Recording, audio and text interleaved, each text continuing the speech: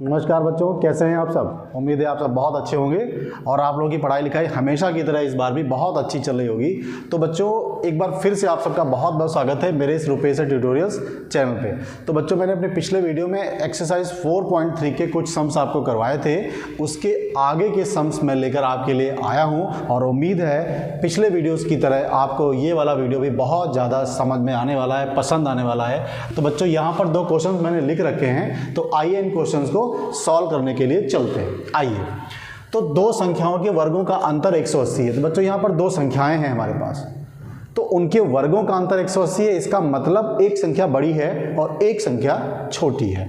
तो यहाँ पर हम क्या करेंगे, बड़ी और छोटी संख्याओं को मान लेते हैं। तो यहाँ पर सबसे पहले लिखेंगे माना बड़ी संख्या बराबर x और छोटी संख्या बराबर क्या हो जाएगी बच्चों, y। हम यहाँ पर x और y 2 ले लेते हैं। अब आप ये मत कहिए कि सर आप तो यहाँ पे 2 चर राशियाँ ले रहे हैं, तो आप तो द्विघात समीकरण पढ़ा रहे हैं, एक ही होने चाहिए। तो घबराइए नहीं, बस थोड़ा इंतजार करिए।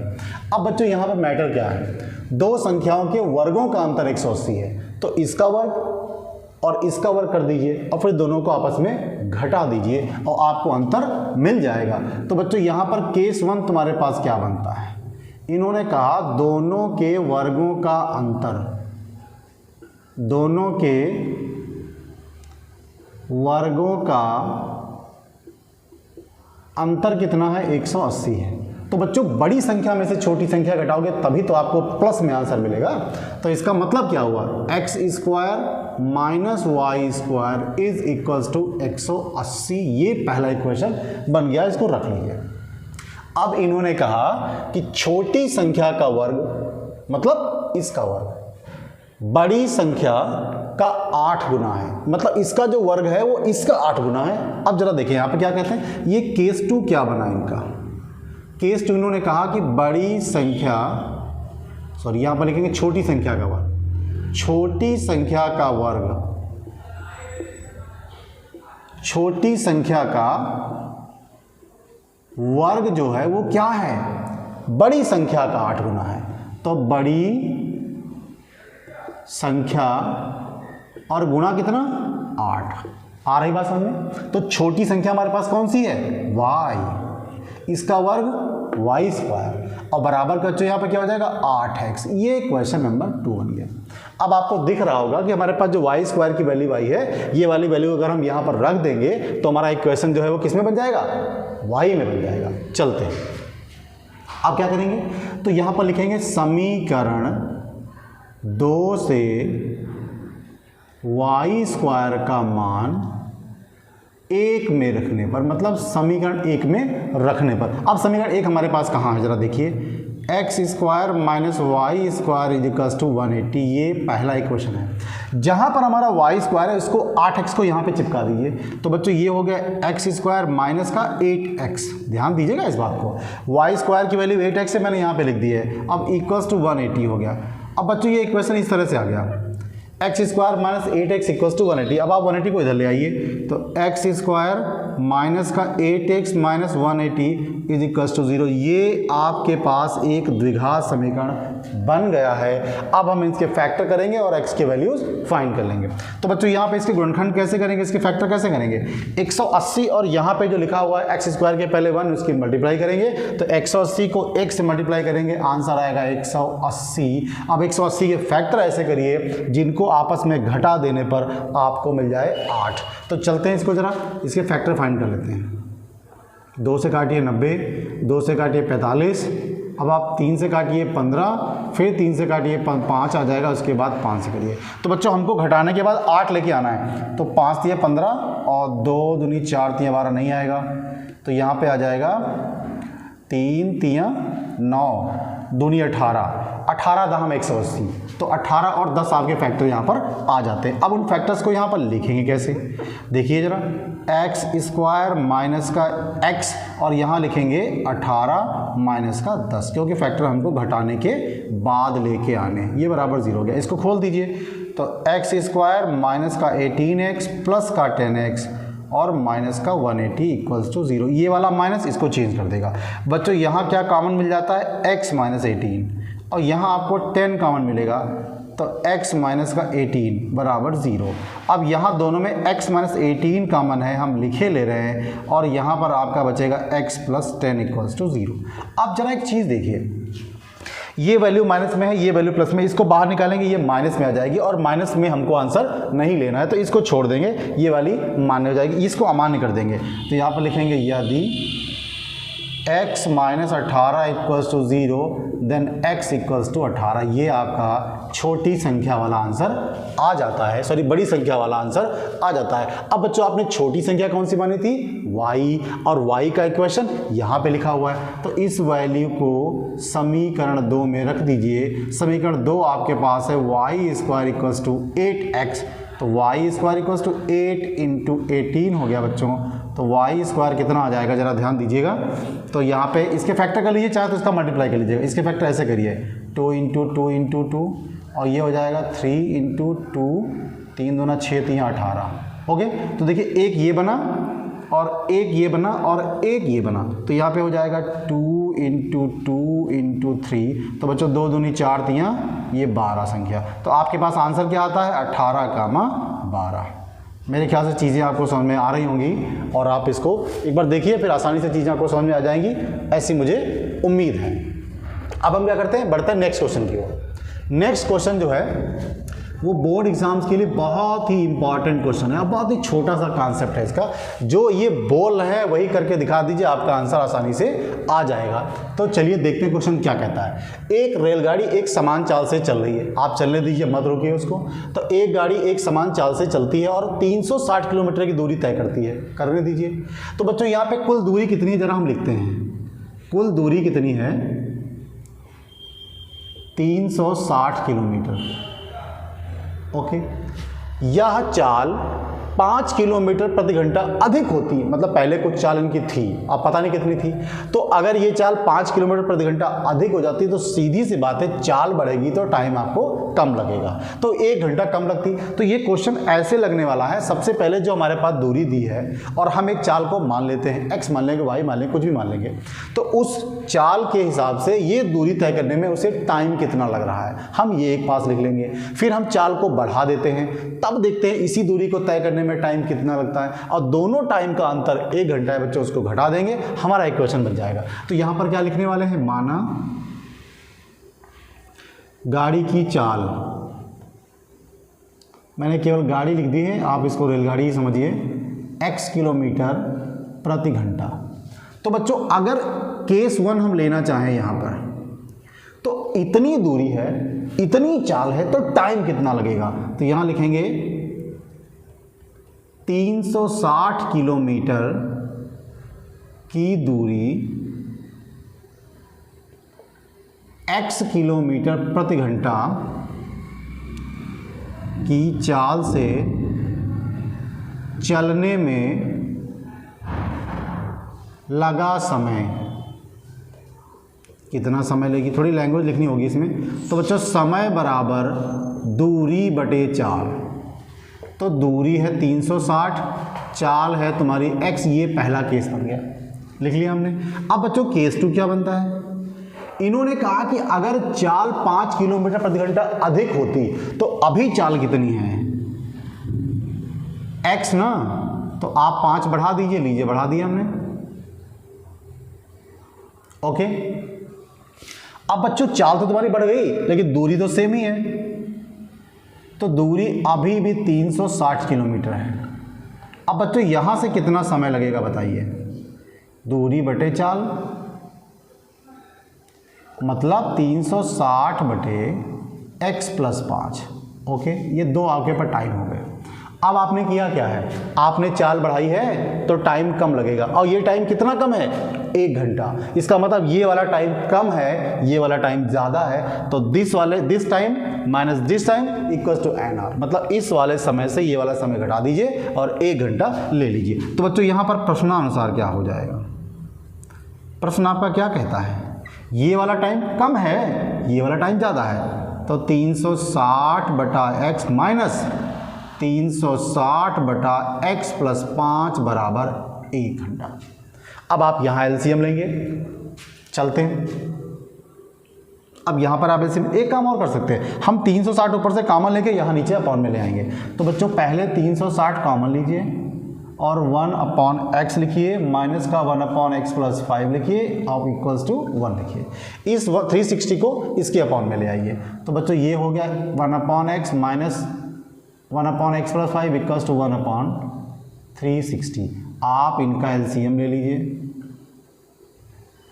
ये वाला यहाँ ले जाइए और ये वाला यहाँ ले जाइए, 1/360। ओके, ये आपका कैंसिल हो गया।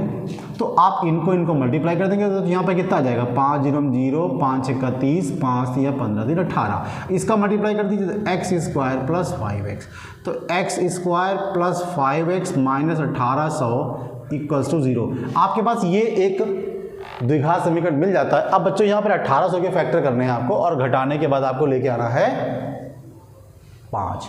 तो 40 और 45 आपके फैक्टर आने वाले हैं। 40 और 45 मैं यहाँ पे दिखाता हूँ आपको। 40 और 45 की गुणा करिए बच्चों, तो देखिए ये 0 हो गया, 4 पंचे 20, 4 चक्को 16, 2 18 हो गया। तो 40 और 45 आपके फैक्टर आते हैं। तो हम यहाँ पर 45 में से 40 घटा देंगे तो आपको 5 मिल जाने वाला है। तो बच्चों यहाँ पे क्या लिखेंगे, एक्स स्क्वायर प्लस एक्स, यहाँ लिखेंगे 45 माइनस 40 और ये 1800 हो गया इक्वल्स टू 0। तो x square plus 45 x minus का 40x माइनस 1800 बराबर 0।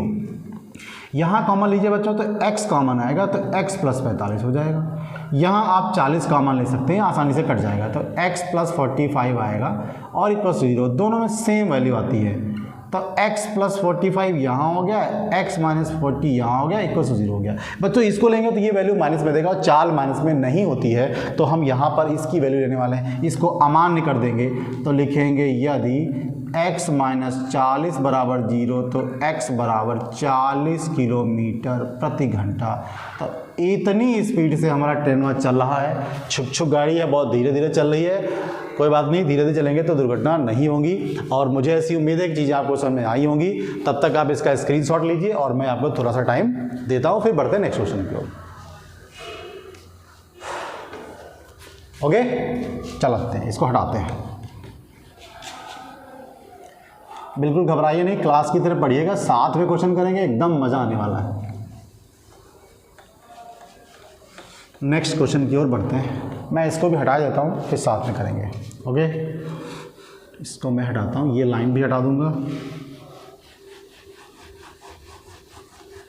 नेक्स्ट क्वेश्चन हमारा होगा क्वेश्चन नंबर होगा 9, 10, 11। ये हमारे पास 3 क्वेश्चंस बचे हैं, अभी इनको किए देते हैं, कहीं जाने की ज़रूरत नहीं है, बिल्कुल मज़ा आने वाला है। क्वेश्चन नंबर 9 की ओर बढ़ते हैं।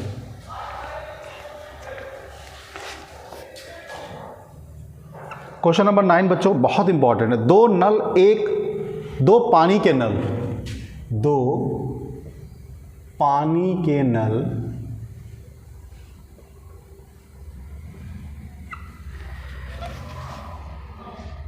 एक साथ एक हौज को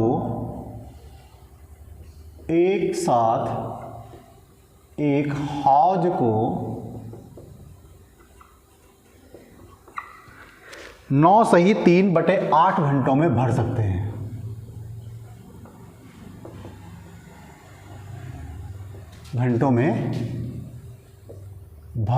हैं।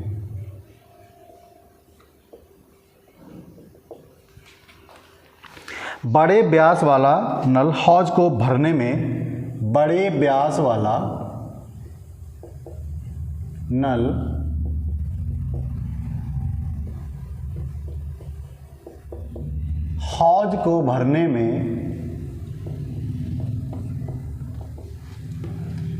छोटे व्यास वाले नल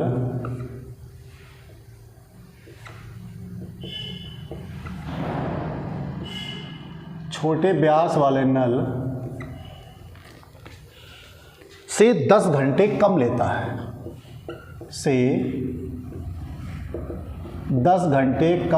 है। लेने दीजिए, अब छोटा व्यास है तो उस टाइम आपको बड़ा व्यास है, टाइम कम लेगा, छोटा व्यास है, टाइम ज़्यादा लेगा।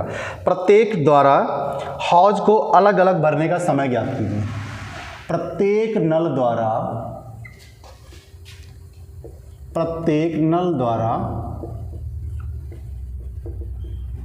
हौज को भरने में अलग अलग समय ज्ञात कीजिए। अलग अलग समय आपको बताना है। ओके, चलते शुरू करते हैं। बिल्कुल क्वेश्चन बहुत आसान है, बिल्कुल भी कठिन क्वेश्चन नहीं, बस थोड़ा सा ध्यान दीजिए आप।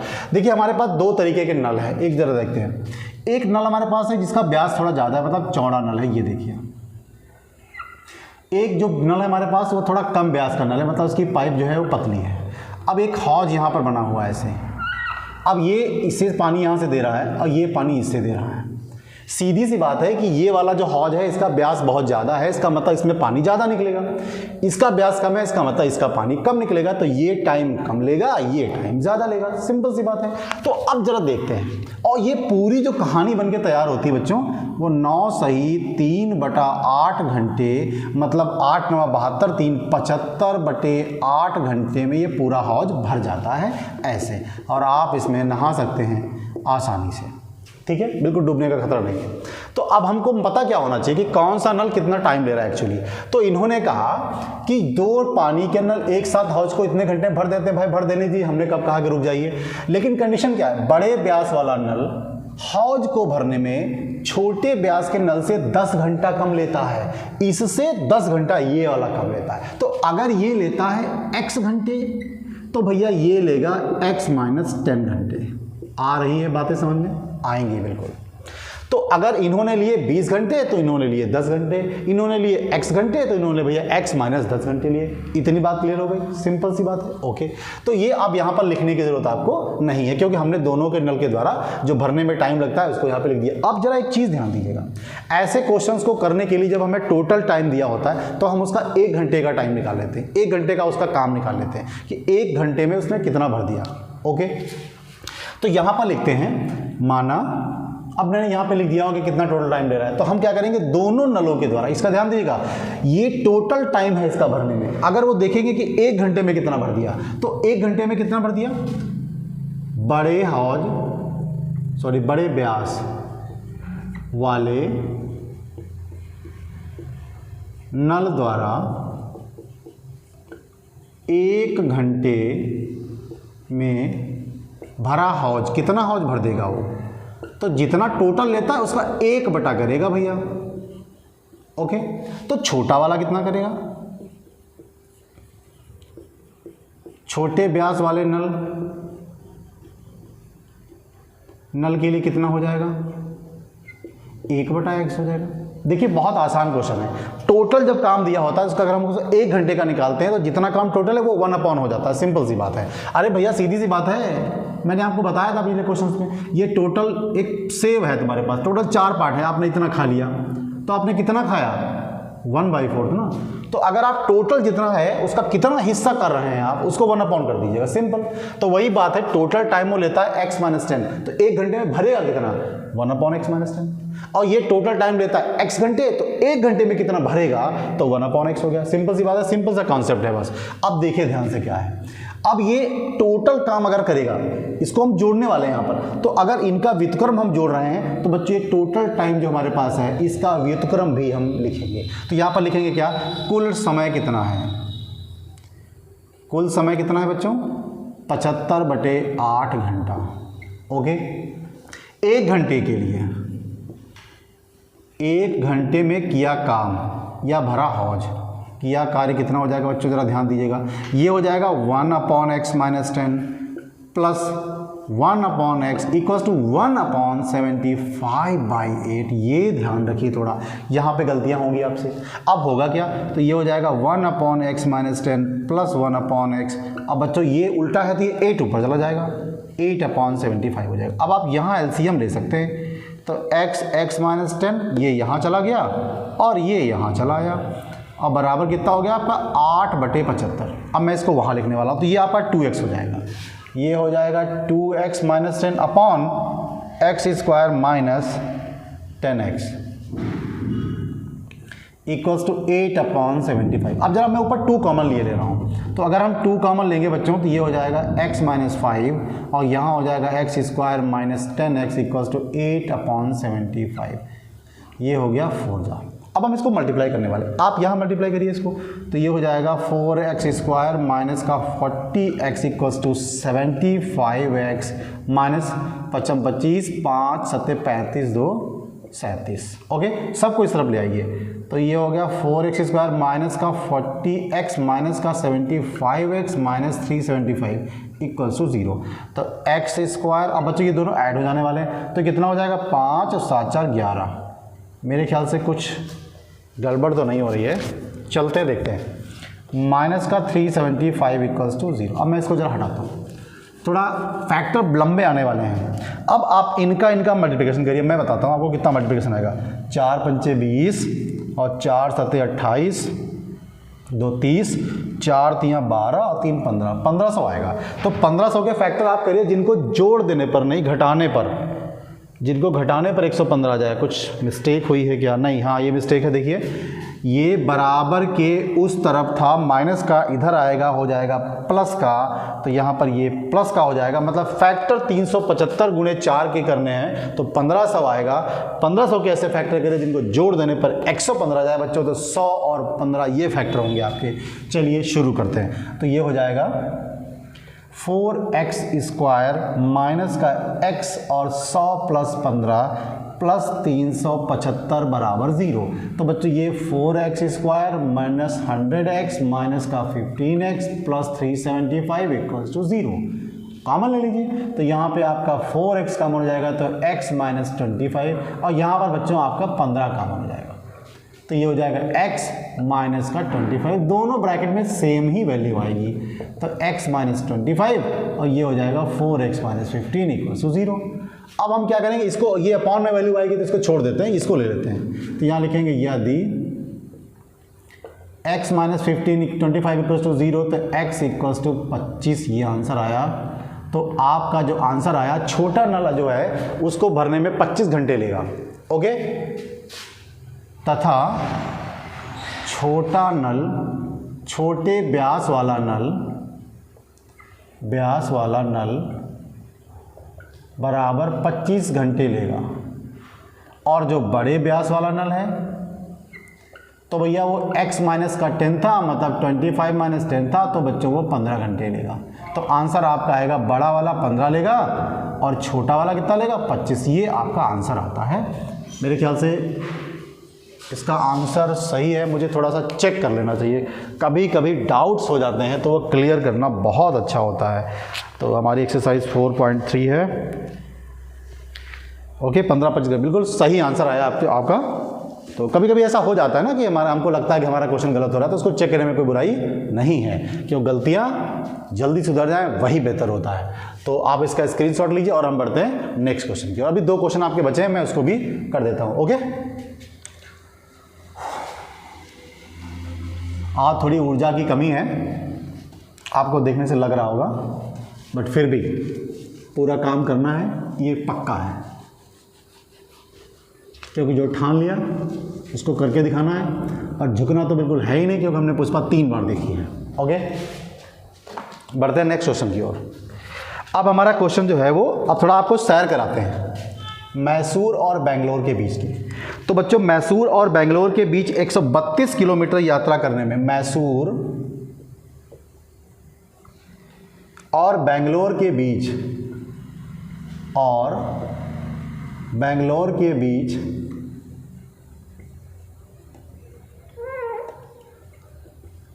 132 किलोमीटर की यात्रा करने में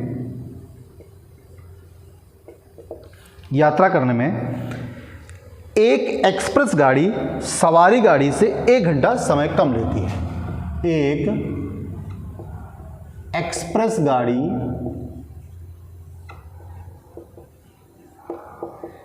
सवारी गाड़ी से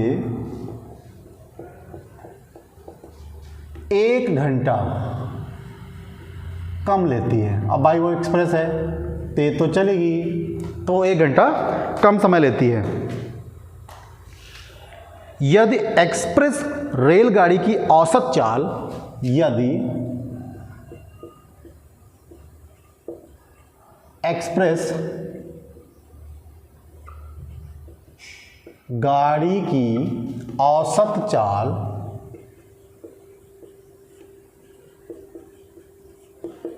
सवारी गाड़ी से 11 किलोमीटर प्रति घंटा अधिक हो। 11 किलोमीटर प्रति घंटा अधिक हो तो दोनों गाड़ियों की औसत चाल बताइए। तो दोनों गाड़ियों की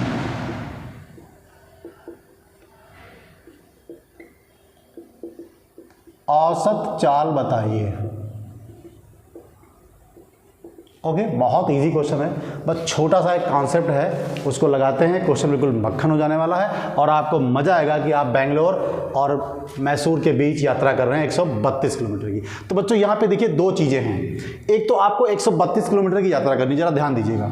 यहाँ पर आपका मैसूर है और यहाँ पर आपका बेंगलोर है। ओके, तो ये दूरी आपकी है 132 किलोमीटर प्रति घंटा।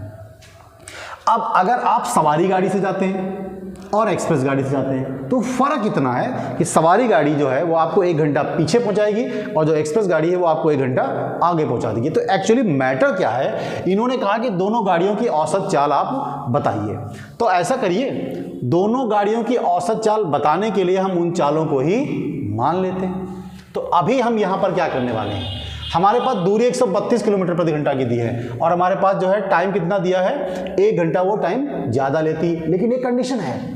इन्होंने कहा कि जो सवारी गाड़ी की चाल है जो एक्सप्रेस गाड़ी की चाल है वो सवारी गाड़ी से 11 किलोमीटर प्रति घंटा अधिक है। तो अगर सवारी गाड़ी चलती है 100 की स्पीड से तो जो एक्सप्रेस होगी वो चलेगी 100 + 11 की स्पीड से। तो अगर सवारी गाड़ी चलती है x किलोमीटर प्रति घंटा की स्पीड से तो हमारी एक्सप्रेस गाड़ी चलेगी x + 11 की स्पीड से। तो बस यही कॉन्सेप्ट है, शुरू करते हैं। यहाँ लिखेंगे माना सवारी गाड़ी की चाल, सवारी गाड़ी की चाल बराबर x किलोमीटर प्रति घंटा। तो बच्चों एक्सप्रेस की चाल कितनी हो जाएगी बताइए। एक्सप्रेस की चाल हो जाएगी x + 11। ओके, ये m ऐसा मान लीजिए वहाँ पे लिखा हुआ, आप उसको लेकर कंफ्यूज मत होइएगा। ये मैसूर और बेंगलोर की बात है। अब हुआ क्या, आप ये देखिए कि अगर सवारी गाड़ी की ये चाल है और वो 132 किलोमीटर दूरी चलेगी तो टाइम कितना लेगी। तो यहाँ पर बच्चों देखते हैं, सवारी गाड़ी के द्वारा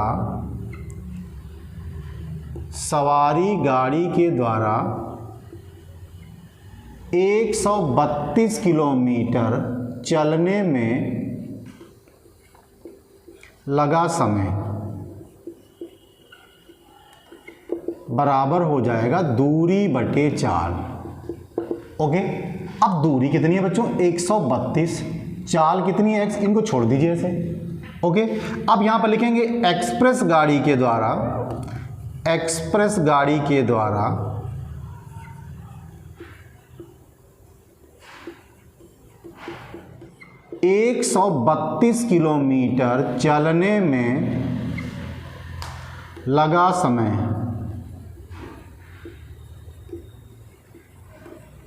बच्चों फिर से दूरी बटे चाल, वही पुरानी कहानी है। तो दूरी आपके पास 132 है और चाल है x + 11। तो एक टाइम ये है, एक टाइम ये है। तो बच्चों एक्सप्रेस गाड़ी कम टाइम लेगी, सवारी गाड़ी ज़्यादा टाइम लेगी। तो इसका मतलब सवारी गाड़ी का टाइम माइनस एक्सप्रेस गाड़ी का टाइम बराबर 1 घंटा। बस क्वेश्चन फिनिश। अब यहाँ पर क्या लिखेंगे, प्रश्नानुसार आपका प्रश्न कहता है कि आपकी जो सवारी गाड़ी है उसका टाइम ये है और जो एक्सप्रेस गाड़ी है उसका टाइम ये है।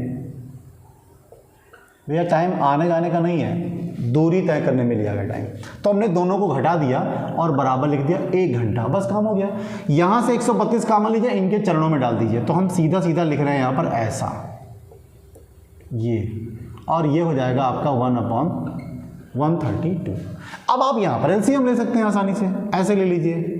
तो x + 11 हो गया, ये यहाँ पहुँचा दीजिए, ये यहाँ पहुँचा दीजिए माइनस के साथ में, बराबर 132। बच्चों ये हो जाएगा कैंसिल।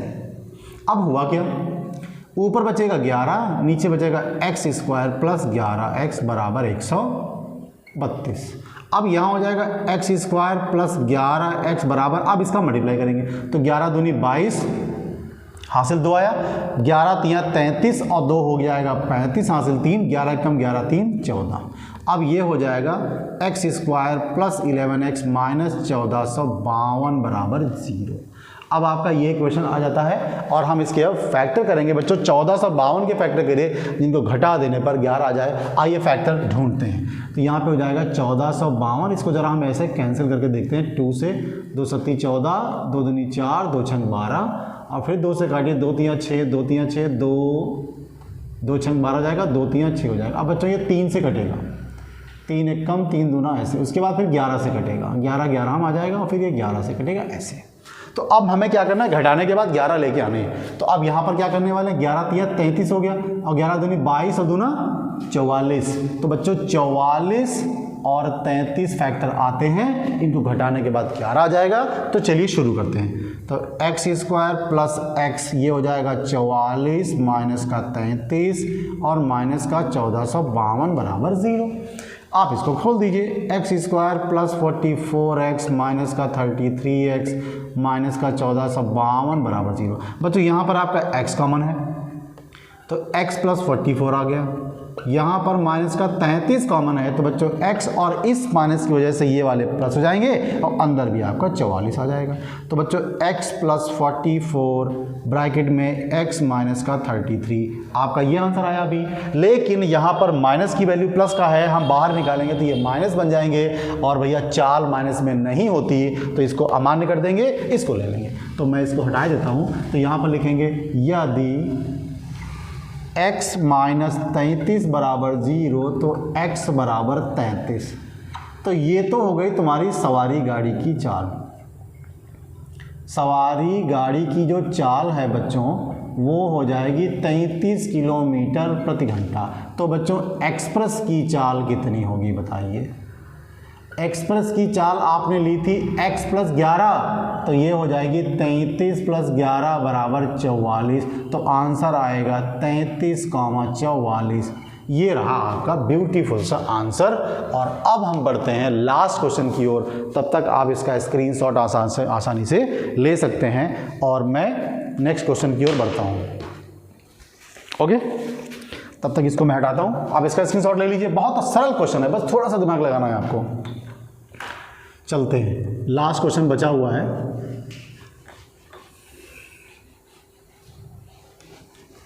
बस इसके बाद लास्ट एक्सरसाइज बचेगी और बहुत जल्दी उसका वीडियो भी आपको मिल जाएगा।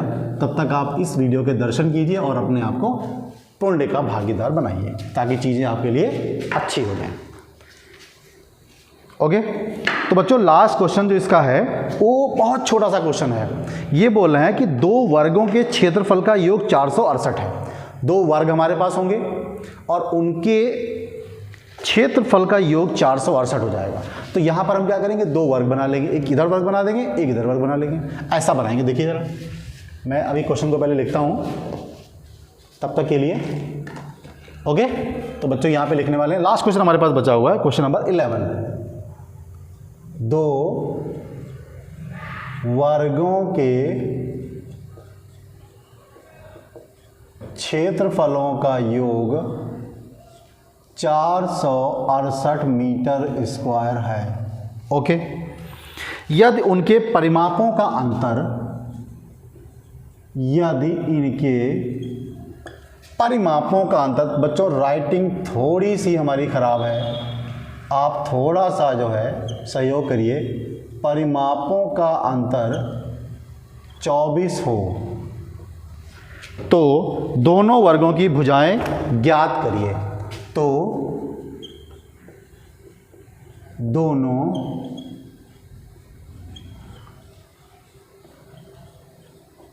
वर्गों की भुजाएं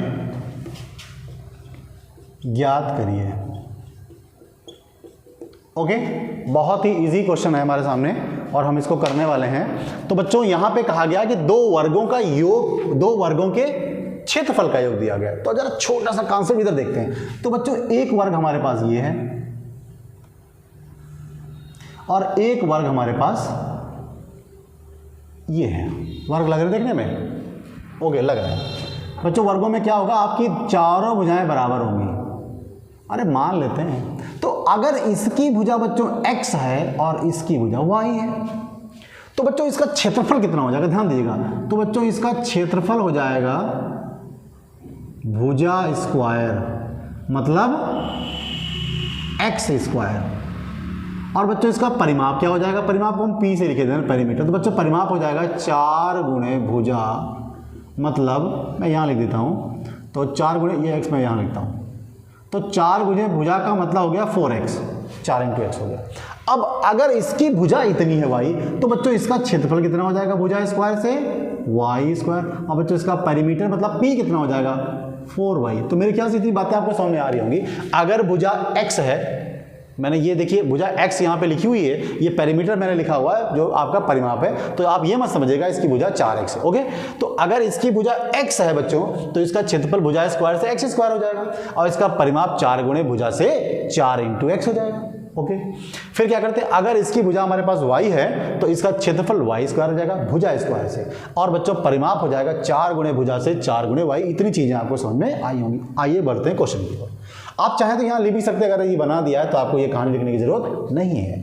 अब ये कहते हैं 2 वर्गों के क्षेत्रफल का योग 468 है। आप जरा ध्यान दीजिएगा, तो केस 1 क्या बनता है, इनके क्षेत्रफलों का योग है ना। तो बच्चों पहले का क्षेत्रफल कितना है, x स्क्वायर, दूसरे वाले का क्षेत्रफल कितना है, y स्क्वायर। बच्चों दोनों को जोड़ दीजिए और 468 मीटर स्क्वायर, लिखने की जरूरत नहीं, छोड़ दीजिए इसको ऐसे।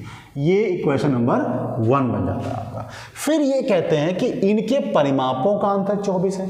तो परिमापों का अंतर क्या हुआ, पहले वाले का परिमाप तो 4x है, दूसरे वाले का परिमाप 4y है। बच्चों इनका अंतर कितना है, 400, सॉरी यहाँ पे 24 है। आज बहुत गलतियाँ हो रही, मैंने पहले ही बोला आज ऊर्जा की थोड़ी कमी है। चलते हैं किसी और दिन, सही आप थोड़ा ऐसे ही कर लेते हैं, बट मैंने चीज़ें आपको बेहतर करके दिखाई हैं, ये आप देख सकते हैं। अब बच्चों यहाँ पर क्या है, आप 4 कॉमन ले सकते हैं दोनों तरफ से, यहाँ से 4 कॉमन ले लीजिए। तो अगर 4 कॉमन लेंगे ऐसे, तो ये हो जाएगा x - y = 24। बच्चों ये कैंसिल हो जाएगा, 6 बचेगा, तो आपके पास ये इक्वेशन आ जाएगा 6।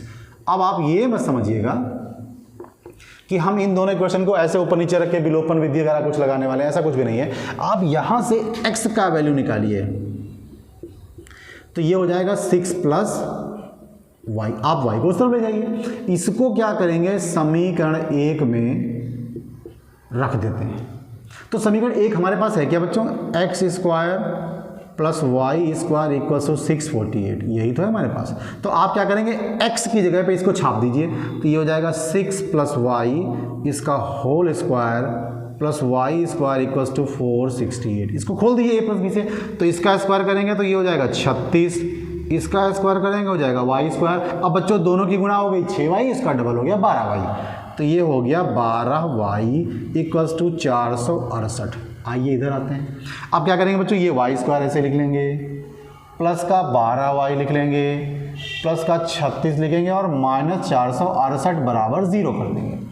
अब ये हो गया y स्क्वायर प्लस का 12y माइनस, ध्यान दीजिए क्योंकि ये बड़ा है तो माइनस ही आने वाला। अब 8 में से 6 घटाइए, आपका 2 बचेगा, 6 में से 3 जाएगा, आपका 3 बचेगा, और ये 4 बचेगा, बराबर 0 हो गया। अब हम क्या करने वाले हैं, हम ये देखिए यहाँ पर एक गलती हुई हमसे, ये y स्क्वायर हमसे छूट गया है बच्चों, तो मैं इस y स्क्वायर को मैं यहाँ पे लिखे देता हूँ। ओके, तो ये दोनों ऐड हो जाएंगे, ये हो जाएगा 2y स्क्वायर। ओके, अभी मिस्टेक हो जाती, सब गड़बड़ हो जाती। चलते हैं, तो बच्चों यहाँ 2 से हम डिवाइड भी कर सकते हैं, तो ये हो जाएगा y स्क्वायर प्लस का 6y माइनस 2 दूनी 4, 2 1 कम 2, 2 6 12, 216 आ गया। आपके पास ये इक्वेशन बनता है बराबर 0 करने पर। अब आप 216 के फैक्टर करिए और घटाने पर हमारा 6 आ जाना चाहिए। चलते हैं, तो 216 यहाँ रहा, इसके फैक्टर करते हैं, इसको 2 से डिवाइड करते हैं, ये 108 आता है, और ये आएगा 54, और बच्चों यहाँ पे आ जाएगा 2 27 आ जाएगा, 3 9 आ जाएगा, 3 3 आ जाएगा, और उसके बाद 3 1 आ जाएगा। चलते हैं, तो हमारे पास कितना हो गया, 3 3 9 दूनी 18, और 3 दूना 6 दूनी 12, तो 18 और 12 फैक्टर हमारे आ जाते हैं। तो ये हो गया y स्क्वायर प्लस y, ये 18 माइनस का 12, और -216 बराबर 0। खोल दीजिए इसको, तो ये हो गया वाई स्क्वायर प्लस 18y और माइनस का 12y -216 बराबर 0। अब यहाँ पर आप कॉमन ले लीजिए y, तो ये बचेगा y प्लस 18 और यहाँ 12 कॉमन ले लीजिए, तो बच्चे ये हो गया y और इसकी वजह से प्लस और ये 18। अब आप क्या करेंगे, y प्लस 18 ऐसे ले लीजिए और y माइनस का 12 ले लीजिए। अब इसको आप छोड़ दीजिए क्योंकि ये वैल्यू आपके माइनस में आने वाली थी, इसको हम मान्य करेंगे, इसको अमान्य कर देंगे। तो यहाँ पर लिखेंगे यदि y माइनस 12 इक्वल्स टू 0 तो y बराबर कितना आ गया बच्चों, 12 आ गया। तो ये तो आपका आया है दूसरे वर्ग की भुजा। अब आप पहले वर्ग की भुजा कैसे निकालेंगे, तो ये तो हो गई दूसरे वर्ग की भुजा बराबर 12 मीटर। अब आप पहले वर्ग की भुजा कैसे निकालेंगे,